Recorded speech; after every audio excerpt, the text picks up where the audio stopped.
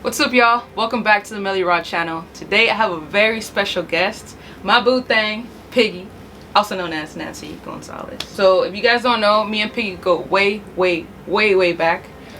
We went to college together, and that's where basically our friendship kind of started, you know. And yeah, I brought her into my little video segment because I've been wanting her to be part of this channel for a long time. She has a beautiful story coming up, and I hope you guys are excited to get to know her and see what, you know, she's gone through in the past. So yeah. Thank you for coming. Thank you for bringing me here. Oh, thank you for freaking getting me on this thing. Yes. The first question is going to be your name, your pronouns, and where are you from? Okay. Well, my pronouns are she, her. I grew up here in Pico Union my whole life, and yeah. Oh, and this is Nancy, by the way. Yeah, oh yeah. My name is Nancy, sorry. But most people know me as Pigie. Yeah. And also, segue, Melissa and I know ourselves farther than just college. That's true. Okay, we actually met playing basketball at Lafayette for like one summer. Mm-hmm. But that was about it. That's true, we did. And that was, I didn't even know about Pigie. I just remember she had a Justin Bieber, the little Bieber haircut. My little flick. But yeah, we've been knowing each other for a long time, so it's crazy how we were able to cross paths again. Yeah. So alright, so the next question is, how do you identify yourself when it comes to your sexuality? Ooh, okay. I would say I identify as a lesbian for sure. I'm very comfortable with my gender, and I do appear more masculine, so I am more masc. That's pretty much it. Basically like me. Yeah, just a little copy and paste. Copy and paste. I'm a little girly, you know what I'm saying? Like, I got my girly pop days, but I am definitely, I'm a soft mask, I guess, as what most people will call it. Right. I'm a little soft mask. I'm a little emotional. I'm a cuddler, you know? I like to be the little spoon. The little spoon. You're like, hold me. Alright, so the next question is, what age did you realize you were part of the queer community, and who was the first person you came out to? Ooh, okay, that's crazy. Okay, so I've literally been knowing, I think, since I was like elementary. I would say like kindergarten. I was already playing with my friends. I was playing, you know, like being who was the husband, who was the wife. I think that's such a common like story, but it's just kind of like, it just felt right. Like at the time though, obviously in kindergarten I didn't know the difference, and actually for the longest time I didn't have the terminology for it, but I was like, oh, I should be a boy. Like, because a boy at the time is like what you could be in order to like girls. So like, oh, I'm a boy, right? And so like and I wanted to be a boy so badly because that meant that I got to be with other girls, right? So obviously like right around like middle school, that's when like the Tila Tequila show came out, like Shots of Love or whatever, and that was like the first like queer representation that I saw of like a bisexual woman.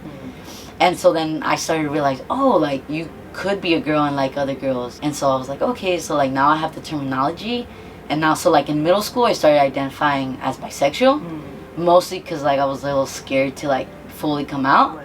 And then right around high school, freshman year in high school, I fully came out to everyone. But the first person I ever came out to was my best friend. His name was Jaime. We met back in middle school, and he was the only other gay boy at school. He came out to me, I came out to him, and that was like our little secret.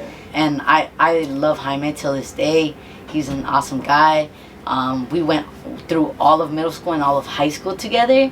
And we were actually prom king and queen on our prom night. So like even honestly, like for that time I was so impressed with the student body at the time, because like it was 2012 2013. Like everyone in our class and everyone in our 12th grade class was like just so accepting of us and like really embraced us and like really wanted us to win.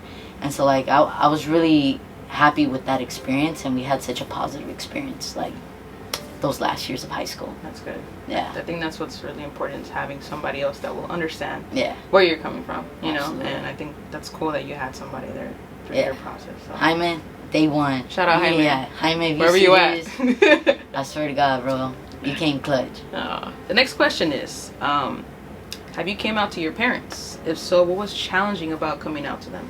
Yeah, I came out to my mom first. In high school, my senior year of high school, I was getting ready. I was applying to colleges and stuff. And I knew that I wanted to do it before I went off to college. And I was really, really struggling with that because my mom's really religious. She brought us up in the Catholic Church. I was heavily involved in the youth groups at church and things like that. And so I was a little scared about like what my mom would think about it. My high school dean at the time, you know, I kind of expressed kind of like how I was feeling about that. And he actually got me counseling. And I was going to therapy for a minute to kind of like discover ways that I could overcome this fear and maybe and doing it safely. Yeah. And so you know, I was doing that for pretty much like my entire senior year. I was going to therapy. And then prom came around. I got prom king and queen, right? Like me and Jaime got prom king and queen.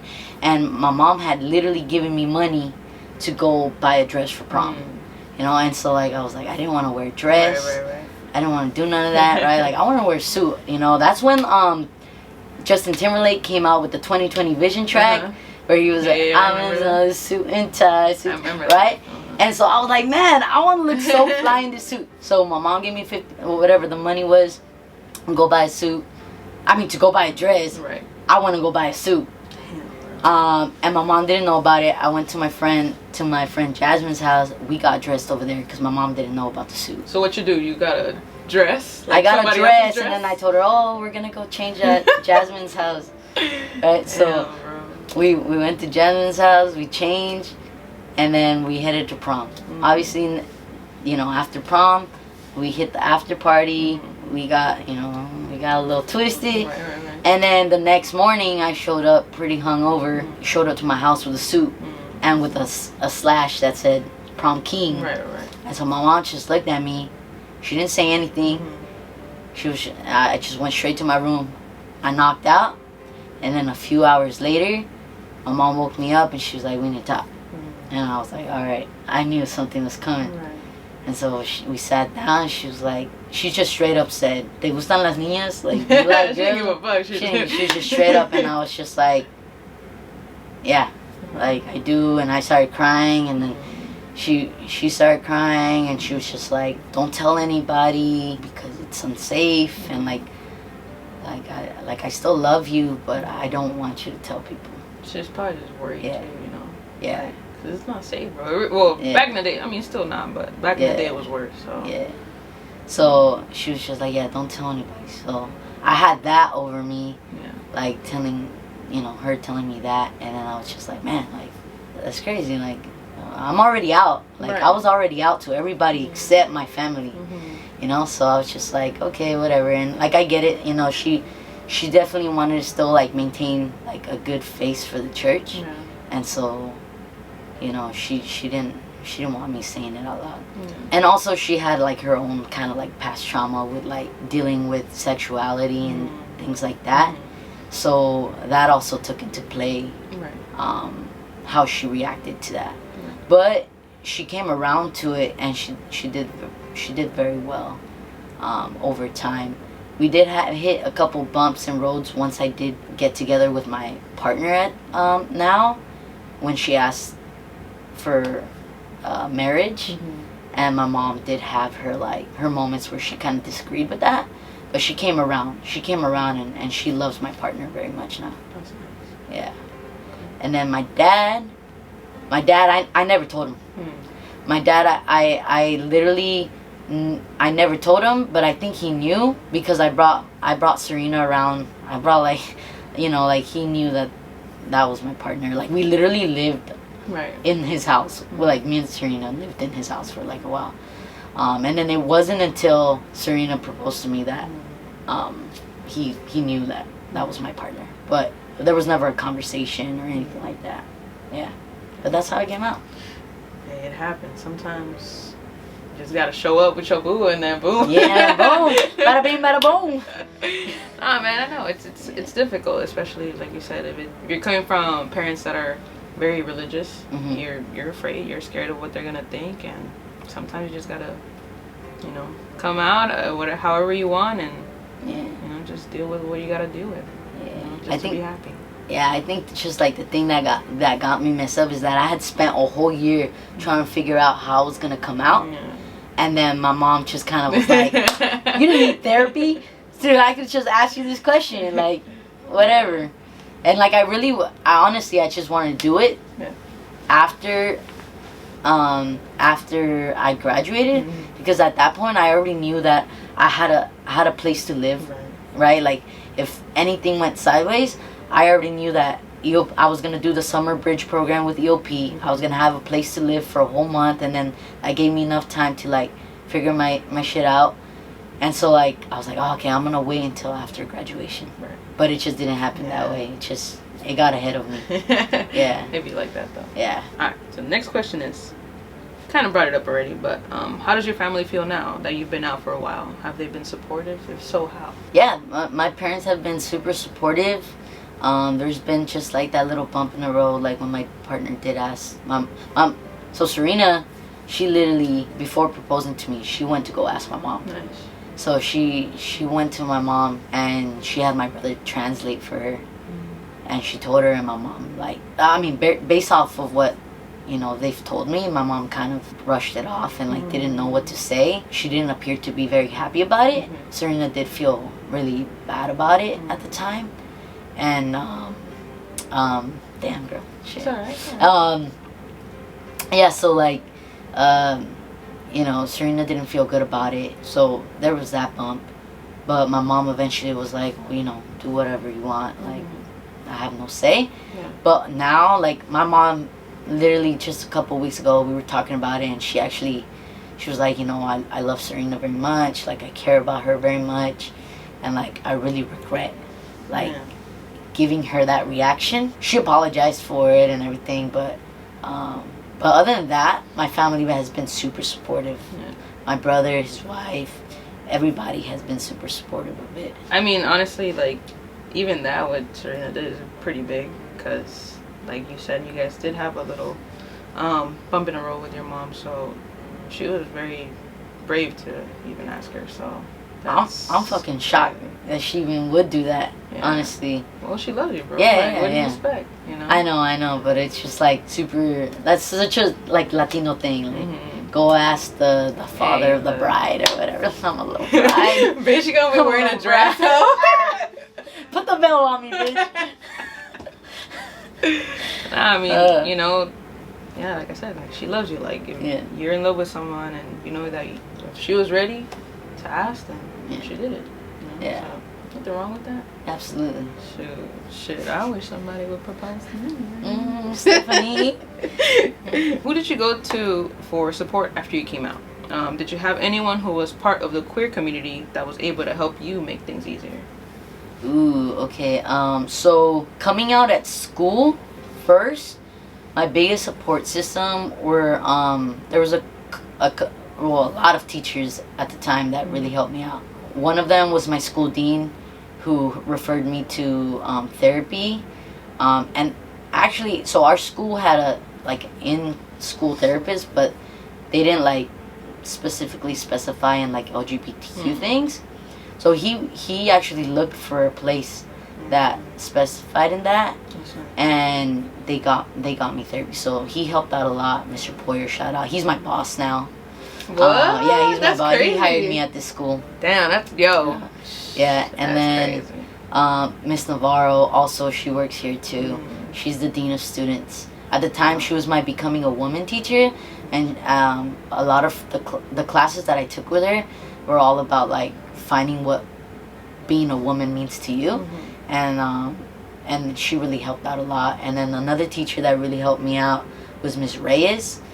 She was my U.S. history teacher. She helped me start off the GSA club at our school. So it was the first time that like me and a group of friends put together the GSA club, and like obviously like my friends were really supportive, and like everyone was really cool. So those are all definitely people that really helped me out. And then as far as like with my family, someone that I definitely always went to and like has always supported me and everything was my niece G.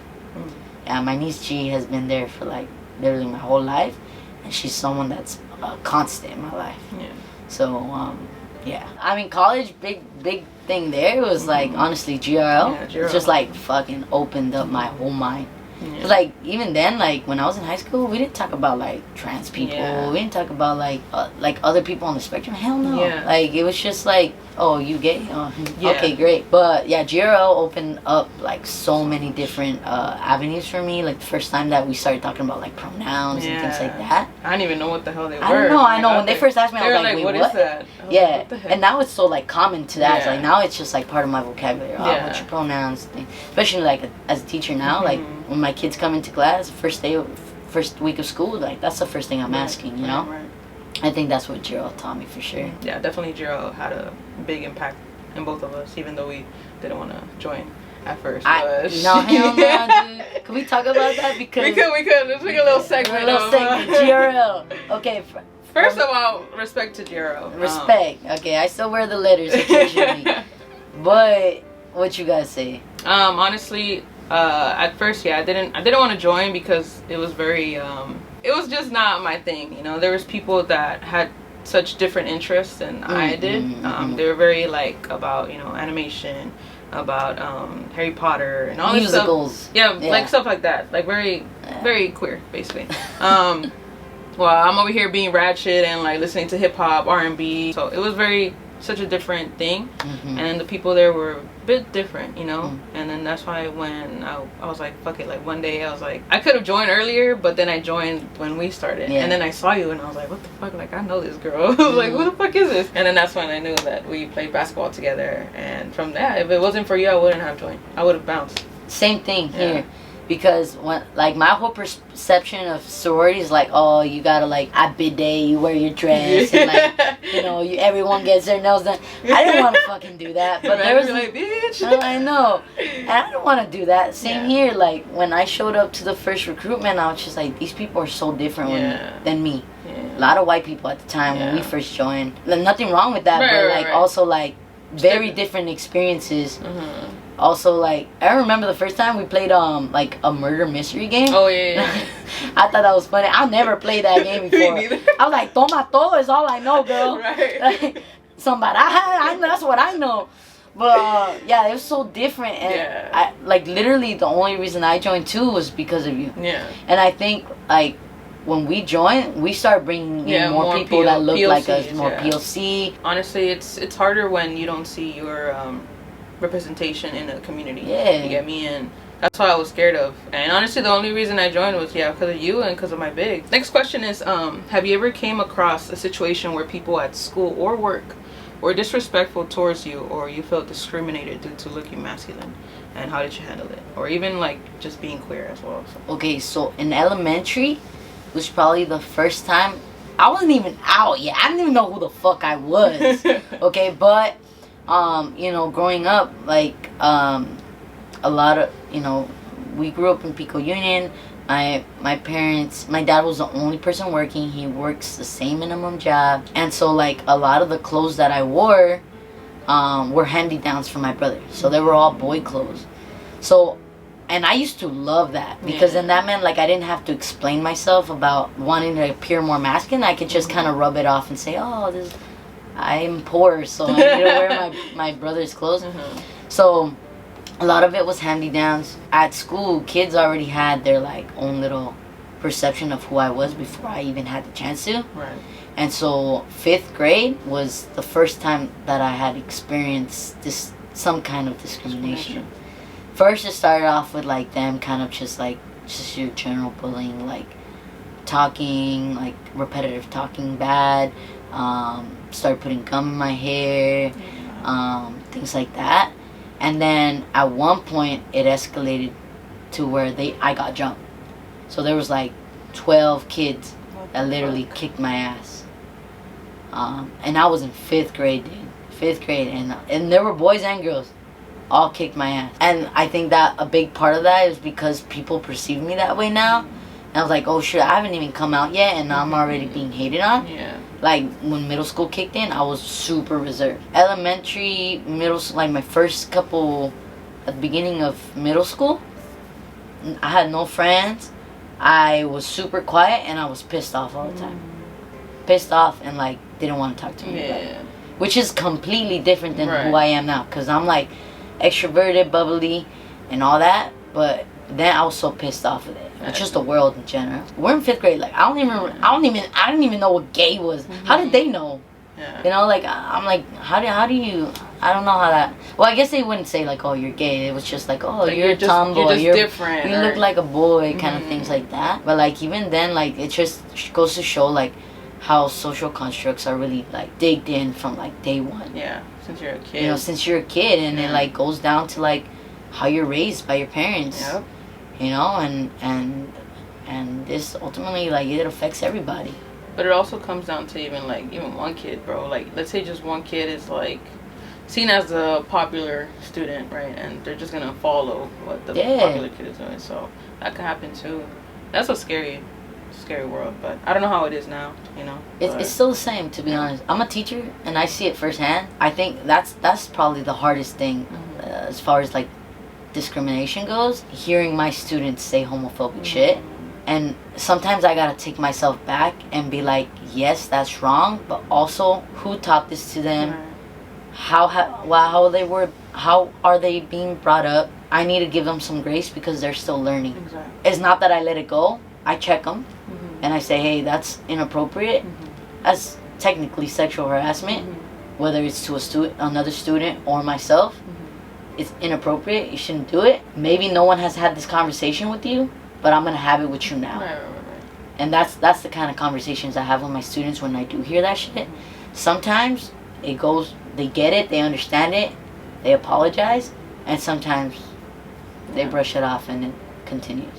But also that I understand that that's a hard cycle to break. Yeah. That's something that I need to be patient with my students about. I mean, they're still grown as adults now that like still have these beliefs, you know? Yeah. It also hurts you, you know? Yeah. Little do they know, it's like, it's kind of like traumatizing too, because it's like, you already went through it back then. Now you're gonna go through it again with kids.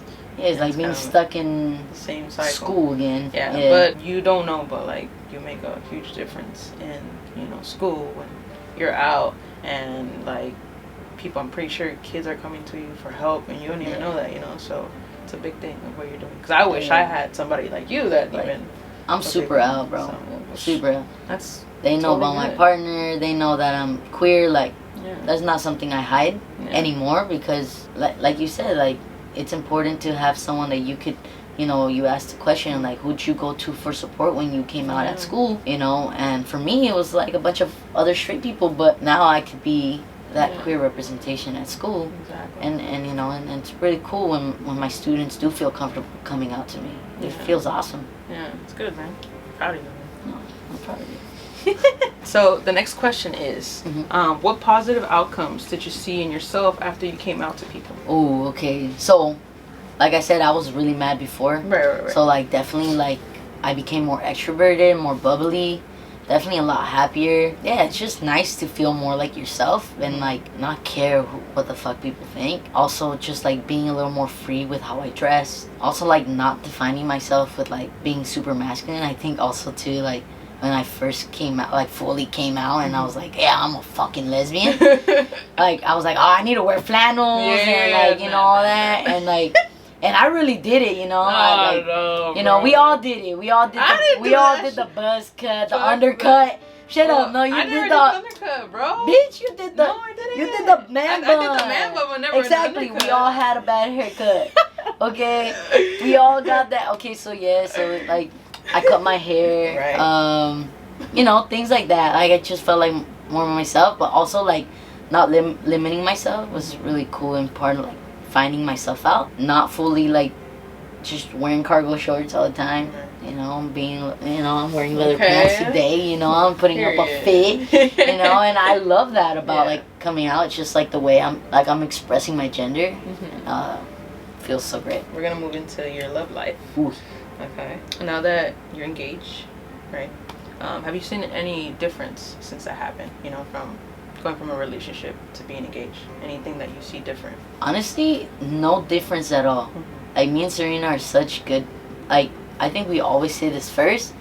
We're best friends before we're like anything else. Like, she's my absolute best friend, and like I don't think anything has changed. If anything, it's gotten stronger.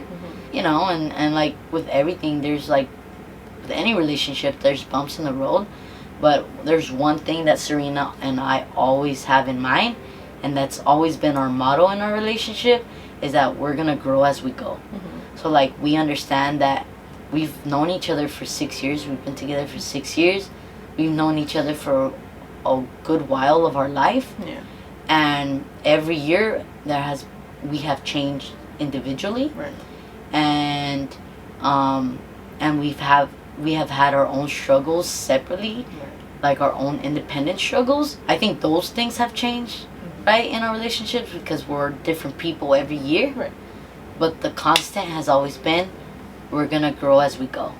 Like, literally, our favorite lyric from Ben Platt, amazing guy, and that's our go-to song. It's grow as we go. You did mention that Serena was the one that proposed, right? Yeah. Okay. So, what made you realize that you wanted to say yes to her, right? Was there any hardships that you all went through that made you realize, okay, well, this is the person that I want to spend the rest of my life with? You know, what was it? Or when did you know? I knew literally that I would feel comfortable saying yes, because that was like the first relationship that was not toxic. Like, I think like every other relationship before her was a toxic relationship, and it was always because my previous partners did not want to get help, or they were okay being toxic. The thing with Serena is that she knows that there are things that she needs to work on, and she's done the work without throwing that onto me. I think that's kind of what like I really love about her, and what like made me feel comfortable saying yes to her, was that I knew that she was actively working on herself, and that she also wanted to help me grow and become a better person. That's what really like pushed me to say yes. Yeah. How do you feel though? How do you feel that she was the one that asked? Honestly, because it's not like, you know. I had been telling her since like literally since we started dating. I want to propose first. Like, I want to be the one, cause like in my head, going back to how social construct is and how embedded it is, like I was like, oh, I'm the more masculine person, so like I have to be the one to propose first. And in my head, I had this whole fantasy about like what I wanted to do and how I wanted to do it. You know, like fucking white horse and fucking shit. All right, bitch. You know, and so I had like this whole like perspective. Yeah. And so I was like, dude, just let me propose. And she was like, but I'm like ready to marry you now, you know, like if it was up to Serena, we would elope. Like she would get married in a heartbeat. Yeah. She didn't even need to propose to me. Yeah. Like she would have just, if I had said, hey, let's go to Vegas, she would have been like, all right, let's go. She got impatient because I wasn't proposing anytime soon. And patience, girl. She had no patience. So she like weeks before, she was asking me, she was like, if I propose to you, would you say yes? And I was like, well, if you were to, like, you know that I want to do it, and like, and she's like, okay, but would you say yes? And I was like, well, yeah, like, why not? She was like, okay. So like, she had planned this whole day to go find me a ring or whatever, and then she said, oh, we're going on vacation, I'm gonna take you. There was like a challenge on TikTok that was like the California challenge, to go to like 3 different environments in California. So like, you started off at the beach, and then you went to the forest, and then you ended up in the desert. So she was like, oh, I want to do this challenge on TikTok. So we went, she took me off, and when we got to the desert, she got in like this little glamping tent, and she proposed to me under the stars in the desert. Oh, that's cute. But yeah, she jumped the gun. Damn, bro. She jumped the gun first. The next question is, when it comes to disagreements, what is it that y'all do to resolve the issue and keep peace between you both? Ooh, okay, that's a good one. Serena's very much the type of partner that if we have some kind of disagreement, she wants to fix it now. I deflect a lot, and I need time to process and like really think of what I'm gonna say so that I'm not hurtful. Going back to, she's very impatient. she wants to resolve it and get it done now, and she wants to fight about it now, or like work it out. Yeah. And sometimes I just I cannot. That was I think that's the toughest thing between us when it comes to disagreements at the beginning of our relationship, because we were still trying to figure out how we communicate with each other, Right. and how we could overcome them. As we've kind of like known each other, I think we came to the agreement that I need to let her know that I need time to process, and that I'm not dissing her, or that I'm not walking away from our disagreement. That doesn't mean that I don't want to fix it, but it just means that I want to come back to it, and I really want to put my thoughts together, Right. so that I'm not hurting her, or that she's not hurting me in the process. I think that's how we've gotten through it. It's just like understanding our communication styles, Definitely. and like adapting to that. Yeah. So I did go on IG and ask people to ask questions. Okay. So one of my friends said, are you guys thinking about adoption or having kids? Starting your little family together? Absolutely not. Oh, Okay. shit. Really? I'm like, oh yeah. Absolutely not. I'm like, great.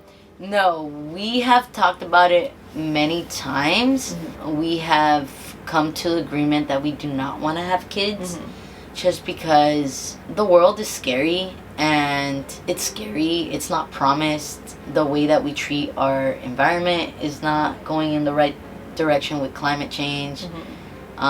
There's a lot of like different little aspects. Also, it's expensive to have a kid. Also, Serena and I both believe that there are still things that we need to work on about ourselves, that we need to fix, because we don't want to pass our traumas to our future kids.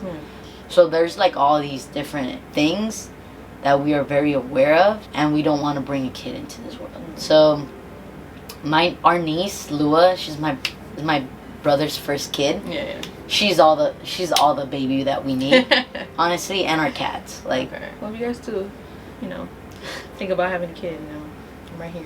oh, you always be an auntie. You be an auntie to our cats. Very. I'd be like, bitch, I'm Even though you're allergic, I know.